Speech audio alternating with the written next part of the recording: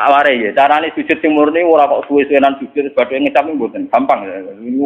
Niku urusan suwe-suwenan kalian nganggo karpet nopo boten. Jadi niki manen cara nyanyian ku sujud suwi kok ora ngecap. Wah karpet ku alis dadi ora.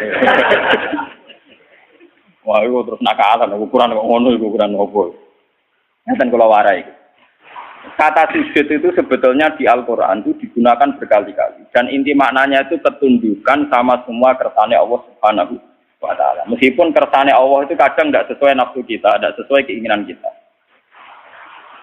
Sujud yang kayak di sholat itu sudah sujud ritual mahdhah yang memenuhi aturan-aturan fisik. Itu beda dengan sujudnya hati yang tidak terkait dengan aturan-aturan fisik. Jadi misalnya gini, kalau contoh dari fikih dulu. Kalau kita sholat, itu kata Rasulullah, umirtu an asjuda ala sab'ati argumen. Kita ini disuruh sujud, ada 7 anggota tubuh yang harus sujud. Ini gua al-jabha, wal yaden, wal rukbaten, wal kodamen. Ala sab'ati argumen. Gini mulai batuk, 2 telapak kaki, dengkul kalih, kalian kodamen. Terus orang-orang fikih nambahi syarat sahnya ma'atahamulin yasirin. Agak ditekan. Orang kekuat, orang dipancat. Mana nak? Kiai-kiai sing fanatik ngono. Sujute muridé kok sikile ku angga-angga duduk dipancat goblok. Mulane kiai-kiai pondok iku sajadahe cepet ngecap ning dengkul lek napa? Sikil. Mergo syaratnya kudu napa? Dipancat. Macam ya memang orang fikih itu nambahi syarat ma'atahamulin yasir, sedikit ditekan. Terus untuk jabha syaratnya tidak ada penghalang. Jadi misalnya langsung baduke kena nggon sujud. Ya baduke harus kena nggon sujud.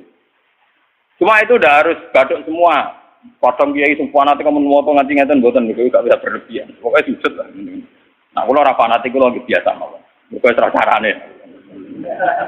Nah, ini yang secara fisik aturan fikih. Jadi itu 7 anggota itu harus napa?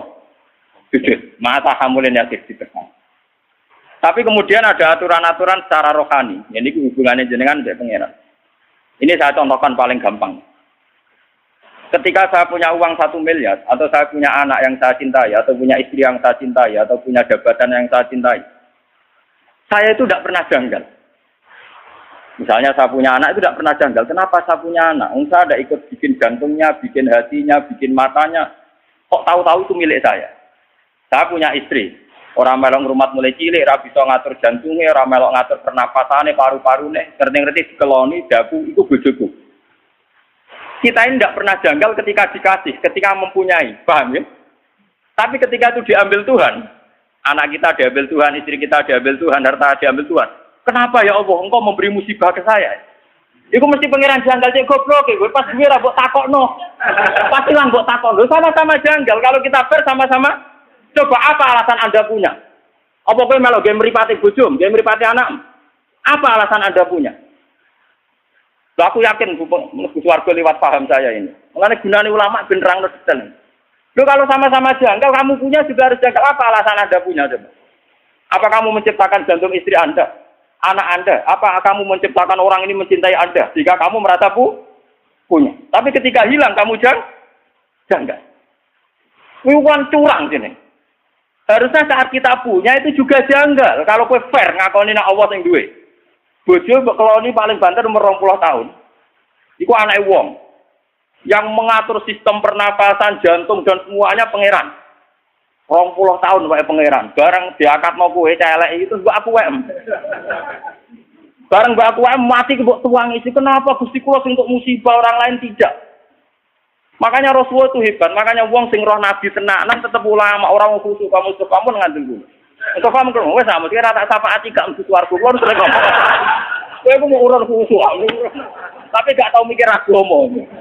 Mun kula sering tanya ibu ning minyak kuwi tok ati tenan, kapan nih maksudnya. Tapi dia nape tobat gelem ngaji paham. Khusuk sing rutin gak Mustafa gampang ngilang. Cara ora dibuat tes itu gampang napa? Lho boten coba kalau sampean cara berpikir gitu. Makanya ketika Sayyid Ibrahim Kabundut, Sayyid Ibrahim putrane Nabi Kabundut, dan beberapa kali cucunya Nabi Kabundut, itu Nabi ngendikane, ya beliau sebagai manusia nangis. Tapi Nabi ngendikan pertama yang didhawuhkan Nabi apa? Saya ini hafal persis hadisnya. Innalillahi ma'abuda walahu ma'akta. Ya pancen wae pangeran awal-awale sing duwe pangeran. Saiki dijupuk pangeran. Karena Nabi sadar, Nabi ketika punya pun tahu kalau itu milik pangeran. Itu hebatnya seorang Nabi. Kalau Anda betul sujud untuk pangeran, pas punya aku juga harus janggal. Misalnya saya kok punya jantung Gusti. Lalu coba sampai naik cuci darah, lagi sadar fungsinya jantung. Jantung udah diubah 4 jam. Nak ora wae melempok. Sekarang kita punya jantung biasa saja. Kita tidak bisa ngatur organ jantung kita, nafas kita, paru-paru kita. Kamu tidak pernah janggal. Tapi ketika itu dikai penyakit, pangeran kejagal. Kuna Gusti untuk musibah kelotok liane boh. Berarti kamu belum sujud betul sama Allah. Nak kowe wis sujud tenan, nak kowe janggal ya janggal mempunyai. Jadi adil pas duwe ya napa? Gusti karepe jenengan piye lho? Kula niku ora melu game mripat kok dhe mripat. Lah iku apik. Paham nggih? Gusti karepe jenengan piye lho? Kula ora melu duwe jantung kok ujug-ujug duwe. Kula ya ora melu gawe, ora melu tuku kok ujug-ujug duwe. Karepe jenengan sepun. Lah nek kowe janggal ngono apik tenan. Ora kok pas ilang baru napa? Iku goblok urung sujud. Berarti urung napa? Mulane kowe sampean rawan geblak nek sujud. Lho boten iki tenan tak warai. Lho kula niku tak bila-bilane tenan. Kula niku boten sombong. Kula tumbas kitab niki niku teng Pasuruan niku saking ngangile golek wonten sing crita. Gus wonten Gus tiyang gadah kitab niku. Jenengan tumbas mawon. Bukan apa-apa, memang kitab ini menangga saya itu dulu ngira itu kalau pas saya ke Mekah itu mau beli. Itu sudah saya siapkan uangnya. Ternyata Allah menghendaki lebih cepat. Lalah wong cerita, mboten jarang cerita. Gus kula niku ditafsir Tobari. Firasat kula niku jenengan saged maca. Dadi yo firasat yo tenan. Canggung ngalim tenan barane napa firasat. Oh, canggung melek. Walhasil sapi itu memang masalah gitu. Makanya kula latih. Sujud maknane ketundukan. Mulane ketika langit bumi itu digawe, sumastawa ila sama'i wa ya napa? Dukhonun faqala laha walil ardi ya tawan taukar. Qala ta atena. Jadi ketika pangeran gawe langit bumi dia ngomong ngene langit. Langit bumi ki arep aku pangeran nggih ngertos Gusti. Artine apa? Ya tetep kabeh-kabeh terserah jenengan ora terserah kula. Mulane ki kudu manut aku, cek nurut cek kepeksa. Tawan taukar. Kowe nurut aku cek nurut sukarela cek kepek. Terus dari langit ke bumi, sukarela yo kalah, maksa kehendak ngene apa? Kalah. Mulane dari langit bumi Athena to. Waduh nurut aku sing padha reso nentang. Athena napa? Lah mulane kula mbek jenengan. Kowe kepengin sugih ora mesti keturutan. Nentang kersane pangeran ora mesti keturutan. Atuk sujud wae. Atuk napa? Sujud. Ini penting kula aturaken karena kita ini sudah lama sekali bodoh. Kenapa kalau kita kehilangan itu janggal? Sementara kalau mempunyai tidak. Harusnya kamu canggih. Lo coba dalam hukum dunia, untuk punya syaratnya apa? Kudu mergawe, tuku, dikasih orang, dapat hibah. Kita ini untuk punya di dunia itu repot. Tapi tahu-tahu kita punya jantung, punya paru-paru, punya sistem organ tubuh. Mbak aku nih WM, kapan kamu punya itu? Kapan ke tuku yang pangeran? Kapan ke untuk pengumuman ke pangeran itu dihibah no kowe, dikekno kowe? Kapan ya? Kan nggak tahu. Di sertifikatnya jantung mbak misalnya. Di sertifikatnya paru-paru. Enak ngaku mbok wae. Bariku bareng ilang kowe protes pangeran wis mulane aku maca hadis innalillahi ma aqada kula nu nangis. Berarti nabi tenan ribet tenan. Kurang ora paham maca ngono biasa ae. Mergo bingung maknane tok. Itu sujud. Itu hakikate napa? Mulane wong alim sing para pangeran ku misale Mustofa sujud ping pindho, ambek kula muwasi akeh kula gak. Bodene salat pikir Ka'bah ping 1000. Mbek kula ora usah salat mikir apa cek mulya kula. Mergo dawuh Nabi wong alim mikir sak jam luwih apik timbang ibadah wong bodho 20 tahun. Padahal kula niku mikire ra trimo sak jam. Sedina 24 jam kula turu rata-rata 6 jam itu ndak mesti. Mau dipengno ibadah Mustafa gak kuat ini. Karena kelebihannya orang alim itu tadi, dia kalau mikir tuh jitu, terus punya rumus pentingnya sujud. Wong kula wis wong alim, niku tiap duwe pemikiran ku syukur tenan mbek pangeran iya. Kenapa saya tidak pernah menanyakan Tuhan? Lho kowe nek duwe tanah itu janggal agak disertifikat. Kowe di sepeda motor ya janggal agak duwe STNK. Sekarang kamu punya jantung, punya paru-paru, enggak punya sertifikatnya. Kenapa tidak kamu cari di notarisnya Tuhan? Kamu tidak pernah minta kan kepastian itu milik kamu. Lho ora mesti wae ora ana bukti. Ini kok ketika hilang kamu tanya, kamu protes sama Allah. Utak kamu ning ndi? Mulai saat ini sujud tenan kok. Kudu tunduk. Lho soal jaluk ngemis donga ngemis manane paham napa? Lho iku ape? Sing elek kan protes, senang ngemis ape? Pangeran ape seneng dijaluki. Saya kados kula niku, kados kula nanti kiai. Ya nasib kula ora jelas gak apa-apa jaluk. Gusti kula kadang-kadang nyuwun sithik mon Gusti jelas sithik kok. Tapi saya tidak pernah, alhamdulillah saya tidak pernah. Dengan jelas nasib ning donya ora. Kalau ora kepengin dadi wong bodho. Kali nasib saya secara materi ku jelas. Paling banter umurku cek 40 tahun kan. Gue anak iso aja repot. Nah, kula niku ndonga bojo kula nganti wedi. Seneng lho Gusti jenenge mati. Ya ora seneng cuma ning donya ora prospek. Ya ora seneng nganti seneng mati ya ora cuma ning donya mboten apa prospek. Misalnya kumpul wong soleh ngene iki untunge opo? Kumpul wong dolim ora oleh, kumpul wong soleh ora jel. Untunge opo? Enak mati kumpul pangeran. Mulane jare Nabi pas awake kabudut ditugani Aisyah, ditugani Fatimah. Terus sama ada Sayyidina Ali, ada Said Fadl. Terus Nabi tanya gini sama Fatimah, "Ya Fatimah, andaikan kamu disuruh berteman sama Allah sama berteman kalian milih mana?" "Ya tentu ya Rasulullah saya milih berteman Allah." Terus Nabi, "Saya juga demikian," terus kabudut. Jadi itu ya memang orang-orang baik itu begitu. Namanya melarat lah kan rawani mati tuh. Kamarat utangnya kayak kasusnya kayak tapi jenenge urip sumpah guys Masya Allah. Entah cara berpikir Anda entah kayak apa saya tidak tahu, tapi itu faktanya, paham? Mohon kalau baleni malih. Jadi makna sujud sebenarnya itu paling enggak tauhid kami itu benar. Bahwa jantung kita, istri kita, anak kita, pangkat kita semuanya wa Allah Ta'ala. Itu disebut ning Quran walillahi mulkus samawati wal ardh. Kalau Allah sudah yang punya, kenapa ketika Allah ngambil kue terlalu berlebihan protes? Susah oleh loh, guys. Basaria, susah oleh. Sama seperti ketika Sayyid Ibrahim kabudut, kata Nabi, ini milik Allah. Sekarang Allah mengambil. Wa inna bika lamahzunun. Sungguh Ibrahim saya ini susah. Tapi meskipun saya susah, wala naqulu ila ma yarda rabbuna, tidak akan komentar, tidak akan ngomong kecuali sesuatu sing diridani pengen. Ngene iku, innalillahi ma akhadha wa lahu ma. Iki cara jawane iki innalillahi wa inna ilaihi raji'un. Niki penting kula aturaken. Sebab sujud yang kayak kita di sholat itu tidak menyelamatkan kamu nanti di akhirat. Buktinya wong munafik zaman ning donya sujud. Tapi ketika dites ning akhirat atau gak langsung masuk ini. Mergo sujud ora tok ati. Wong munafik ning donya ora apa sujud. Tapi nanti ketika dites di akhirat, sujudnya itu rai. Itu disebut waqad kanu yut'auna ila sujudin. Itu nanti ketika dikokor sujud itu tidak mampu, fala yastati'u. Maka terus tidak mampu. Lainnya mulai saat ini latih, gitu. Kalau sampai sujud, ya meskipun sholat jamaah atau sholat sendiri, entah sekian detik, itu harus benar-benar pernah sujud. Wong Rasulullah namuji sujud sampai ngeten. Nak cerita sahabat-sahabat, atau Mu'ad Abu Hurairah. Ya Mu'ad, kamu tahu apa pantangan Nabi neraka? Apa ya Rasulullah? La ta'kulu athara sujud. Neraka itu rawani mangan, bekasnya napa? Sujud. Makanya pangeran nanti ngendikane pangeran teng surat Fatah simahum fi wujuhim min atharis sujud. Jadi neraka jenenge pantangan, jenenge mangan wong sing tau sujud tenanan pantangan tenan. Jadi kudune sampean niku neraka ra doyan. Malane gampang sampean ngetes sampean, aku golek sampean kok ora ono. Non neraka doyan warak bener sujude. Neraka doyan dadi sujude napa? Lha iku jelas dhewe Nabi neraka iku ora doyan jasad sing tau dienggo napa? Sujud.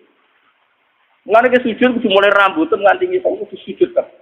Ya minimal dilatih kayak saya tadi. Sampai makanya tapak kuru saat. Dan orang alim itu kalau berpikir 1 jam, itu lebih baik dibagi ibadah tidak tahun. Maksudnya pastikan bahwa semua milik kita milik Allah Subhanahu. Dong kulon misalnya apa mati, misalnya kapan-kapan kalau apa mati. Orang ngarah kalau nangis, misalnya Mustafa nangis, orang ngarah. Karena ya gampang saja. Orang-orang alim itu rata-rata kalau mau mati itu guyon. Karena cara berpikir orang alim itu gampang. Saya punya doa yang dibaca oleh habib-habib yang alim-alim, yang para pengiran itu, dongeng. Ya Allah, Engkau ini punya reputasi merawat saya zaman saya janin, zaman saya di kandungan ibu. Saya tidak bisa ikhtiar, tidak bisa ngatur makan saya, tidak bisa ngatur gizi saya, tidak bisa ngatur energi saya. So, saya baik-baik saja dalam kandungan ibu saya. Padahal pada karo wong kelem, ono air tuban, mbok kadang ngamuk, bedaki pitik, macam-macam betul. Kadang ngujar-ngujari wong ning pasar. Paham ya? Kita ini pernah hidup di dalam kandungan, punya nafas, butuh rezeki, butuh asupan gizi, butuh oksigen. Artinya Allah punya reputasi mengelola kita dengan keadaan begitu. Tentu engkau juga mampu mengelola kehidupan saya setelah saya di kuburan, karena itu tidak beda jauh dengan zaman saya di kandungan. Ini pikirannya orang alim. Jika orang terus bisa menganalogikan, mengkiaskan, ternyata Allah punya reputasi mengatur kehidupan dalam kuburan. Ini kuburan ini bohong ini. Malah pangeran ngendikan fi dzulumatin salaf.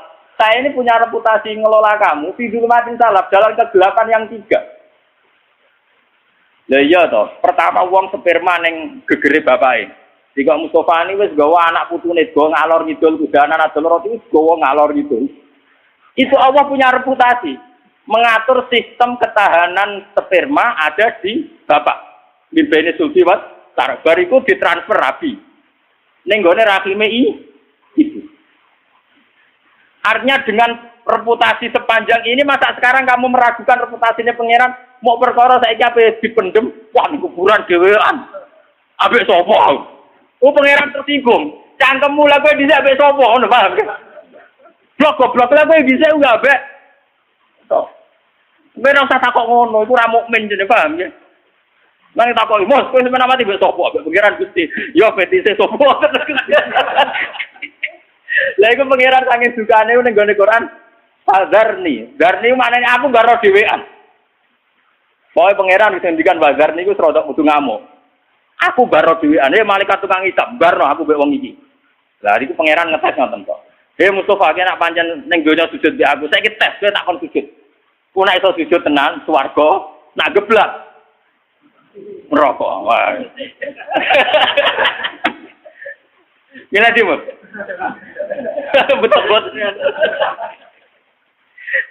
Lah cuma sing wong mukmin digeblak-geblak iku kok terus iku para nabi, para ulama, para wali dikei hak syafaat. Jadi kok nabi, "Cung, sing tau ngaji kowe syafaati." Waduh. Lah iku ora gelem. Ora.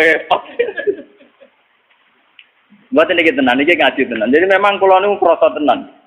Sujud itu sesuatu yang mudah, itulah dilatih. Saya itu sering berdoa sama doanya para wali-wali itu tidak doa minta tapi kayak tadi. Ya Allah, Engkau punya reputasi, ngatur rezeki saya zaman saya di kandungan ibu. Toh saya sudah bernapas, butuh gizi, butuh oksigen, butuh toh engkau juga bisa. Bahkan engkau punya reputasi menciptakan bapak kami Adam dari tanah yang mati. Jika kalau kita kembali ke tanah itu ya paling tidak kita ingat reputasi Tuhan menciptakan kita dari tanah, mengatur rezeki kita zaman di kandungan. Paling tidak Anda itu tidak janggal atas reputasi Tuhan nantinya mengelola kita setelah dikubur. Kau sudah sampai kaya wong kafir terus takok aida mitna wa kunna turabau wa itu. Nanti sudah sampai terlintas kejanggalan kaya wong kafir motok wis lemah iso ditangek. No, paham ya? Lah carane ra jagal piye? Yo memori reputasi Tuhan di masa lalu eling. Paham ya? Lha iku sujud, ngene iku jenenge apa? Sujud. Dadi sak utekem, sak pikiranem, sak organ tubuh, sak sel-selem sujud. Makanya Nabi kalau ingin jadi orang baik kata Nabi nak donga awamaj'al fauqi nuran wa min wara'i nuran sampai wa fi asmi nuran wa fi mukhi nuran wa fi sa'ri nuran. Jadi yang punya nur kita ini ora kok kowe pas sujud kok. Rambut kita punya nur, otak kita punya nur, sumsum kita wa mukhi punya nur. Jadi kamane sak obah-obahe sarape penuh nur tauhid, nur sujud. Lan kula nak gejolokan mbek wong alim-alim, wong apit-apit rapati ngalim. Gus kula nu dalel 3 tahun. Tapi ngipi kula tetep wali jenengan ya karuan cangkemmu ngono mbok omongno. Saya itu punya teman dalail 3 tahun. Wah, kusuke tak boleh. Ini terakhir dalail tuan kula jarene. Kok potongane cek kalah begini. Karuan bekas. Karuan, barang karuan bukat. Terus dia tanya, sirinya apa? Ya sirinya aku ngalim, kok siri-sirinan, karuan, siri rahasia. Itu barang karuan apa omongno. Ya karuan gawe Nabi nak nyingkire wong alim tak jam luwih apik timbang ibadah wong bodho swidak tahun. Kowe kan lagi 3 tahun ya adoh. Suwi 3 tahun ora banding malah lagi apa? 3 tahun. Wah, aku cangkemmu lho kok ngerti. Wong ngipi-ngipi dhewe kok saiki malah takok. Wong ke suwarine yo ora ngongkon nom. Ya mesti terlalu api-apian masalah opo. Tapi ya jagal tak mati-mati. Karena orang alim itu kalau berpikir itu gitu. Berpikir itu tadi, misalnya sujud. Orang mengartikan sujud ya kayak kita sujud dalam sholat. Itu memang sudah bagus dibanding sing ora sujud. Tapi orang munafik itu pernah sujud kayak kita. Ini zaman Nabi orang munafik ya sujud, malah imamnya kanjeng Nabi. Wong munafik nak salat zaman iku ngimami sinten? Kanjeng Nabi ra trimo Mustofa. Dene iku makmum mbek Kanjeng Nabi pas ihdinas siratal mustaqim sing maca Nabi. Wong munafik yo muni amin. Ayo. Tapi karena mental atine munafik botok mbok ngamini dongane Nabi tetep ora aman. Mergo atine gak sujud. Paham ya? Wong munafik salate makmum Nabi. Berarti nek Nabi donga ihdinas siratal mustaqim wong munafik muni amin. Tapi tetep ngobos mergo atine ora sujud. Paham ya? Makanya nek sampean kepengen sujud bener, dimulai cara berpikir yang benar. Ya Allah, saya ini tidak pernah janggal. Kenapa saya istilahkan ini jantung saya, istri saya, anak saya, uang saya, harta saya. Kok saya tidak punya bukti punya. Sertifikatnya jantung kamu tidak punya kan? STNK-nya juga tidak punya. Surat jalan ke keluyuran yang bumine pangeran, apa nganggo trayek. Aku wong Rembang, Jogja penganggo trayek. Oh enak ya, keluyur tuh dindi. Ujuk-ujuk kayak bebong aku Mustafa santriku kok penak. Tinggal Mustafa sapa tak aku santriku. Lah Mustafa lah apa aku gurune. Aku ya ora apa-apa padha. Padha ra jelas. Mana buktinya? Misalnya aku takok mana buktinya aku santriku. Ora di bukti ini loh. Toh kamu nyaman-nyaman saja dengan merasa punya. Tapi pas diambil bengok. Oke lah susah itu boleh basariah. Tapi ini kalau terangkan. Man kalau nganti saat ini jadi ulama sering nangis. Kenapa teori sujud itu tidak dibesar-besarkan? Padahal inti hidup itu sujud. Simahum fi wujuhin min asari. Dan gawe Nabi jelas. Anar la takul atar sujud. Neraka itu pantangannya mau mangan asari. Jadi normalis sampean gak mlebu neraka. Kok nang ngono. Kok normalis sampean gak mlebu neraka. Makanya Quran kalau muji-muji sujud tak ngamek. Astajibun. Mesti disebut dhisik wong-wong sing apa Ketika ana wong desa sowan Nabi ya Rasulullah, saya ini ingin masuk surga. Jawabannya Nabi hanya satu. Fa'inni ala nafsika bikasrotis sujud. Bukan apa nembus warga bareng mbek aku. Fa'inni ala nafsika bikasrotis sujud itu mesti akeh. Lah nek sujud salat 5 waktu ora akeh to. Tapi nek wis sujud kok wong alim per detik per menit sujud. Ya per detik per menit napa? Sujud. Yen aku kuat yo niru aku, nek ora kuat yo kepengin niru. Tapi nak syafaat itu jajal sih, lepas wong ngelopong, enak itu syafaat. Gue tenang, aku rasa sih ramen Allah betul tadi. Sesuai ramen Allah. Iya, sesuai sakit. Sama ngaji wes suwe, masih orang jelas. Masa belum kotor, malah luwe melete meneng. Melaku-melaku ada kuburan nangis. Dene jarene, kenapa you nangis? Jaret, iya, wong iki diseksa aja. Bareng Sabtu Qadir marani kuburane. Ya Allah, ini pernah sowan saya.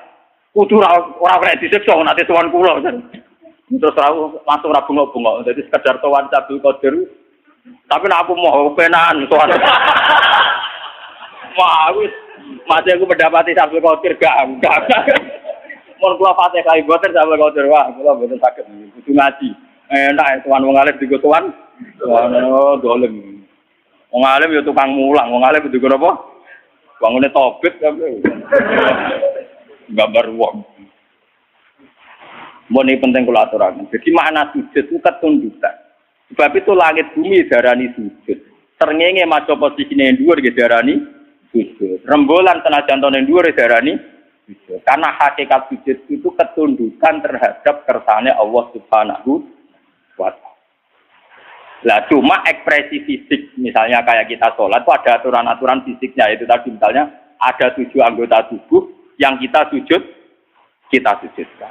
Tapi hakikat sujud itu lebih dari itu yang ritualnya.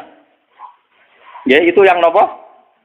Makanya ketika Abu Bakar itu dikatakan Nabi Abdulun Nas, itu banyak sahabat yang ibadahnya jauh di atas Abu Bakar. Masalah tahajudnya, qiyamul lailnya, puasanya. Ketika bertahun-tahun begitu, tanya Nabi, ya Rasulullah, apa sekarang orang terbaik masih Abu Bakar? Ibadahnya sudah kalah dengan saya.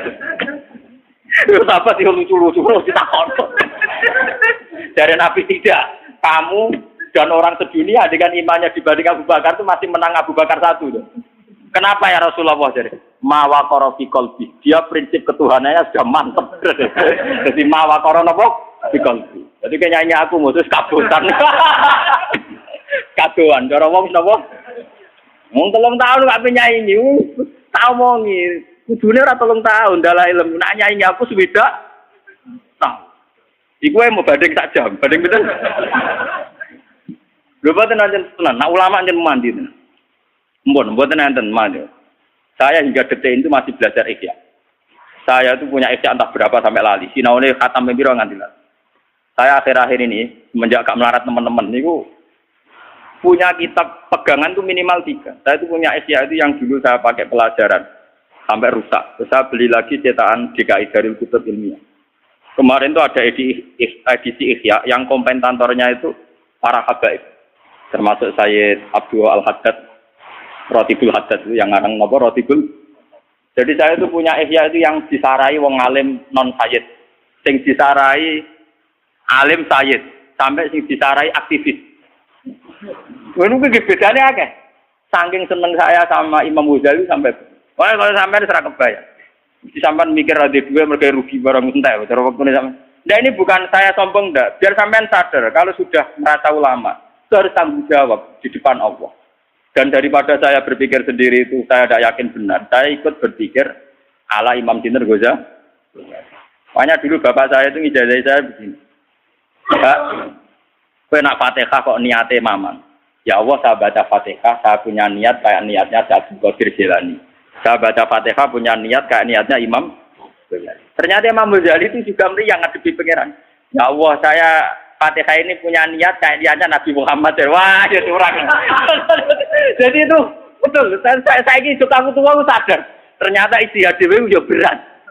Mane bener Mbah Khalil Bangkalan. Dia ini sangane PD dibeli meriang. Lah karena orang mati. Ini cerita nyata. Mbah Khalil itu orang mati. Misalnya coba nak 20 tahun lagi SD sering mati misalnya. Coba mati dulu kan Fuadin mati ayo keselen to kaya. Ya iya to, 30 tahun tes 10 tahun wis gentenan. Saya kan tak zian nili anake sunat, coba nak mati lho mesti lah. Lah iya lho ora tau mati. Itu 10 tahun 20 tahun nak amin rutene ra napa? Engko nek umur tidak 70 ini kan koncoku karek sira. Terus cerita putune, karek aku tok cung, arek mbah tok liyane wis do napa? Mati. Jadi Mbah Khalil Bangkalan itu ana murid-muridnya mati. Saleh Mustafa mati, Gagal Bino Fatin kan keselen tuh. Jadi takziah. Ya mesti aku kesusu yo. Pokoknya nak takoki pangeran, takoki malaikat mungkar nakir muni rombongane Mbah Khalil, kira tak jawab. Mergo dhekne mau nalkin marab buka manabiuka wa madinuka. Suwen yo jadi. Daripada kesuwen itu wis pokoke kandhani yo nak takoki mungkar nakir kira rombongane Mbah Khalil. Enggak misalnya nggone Fatin, ya sing Mbah Khalil. Ya sing soal bebas kan mangkel kan. Iya karepe Mbah Khalil diundang tenan-tenan. Ya mau ngono tok. Nah ternyata suatu saat kan kon jawab ketua rombongan tuh. Pikirane wong akeh yo kejawab Mbah Khalil tuh. Ternyata Mbah Khalil pas rumah ketemu kancane ambek kanca kan gak wani guyon, Den. Jenengan kok pede, jenengan wani sangat bukan. Ya aku lah ngenteni ketua rombongan, aku jawab Nabi Muhammad.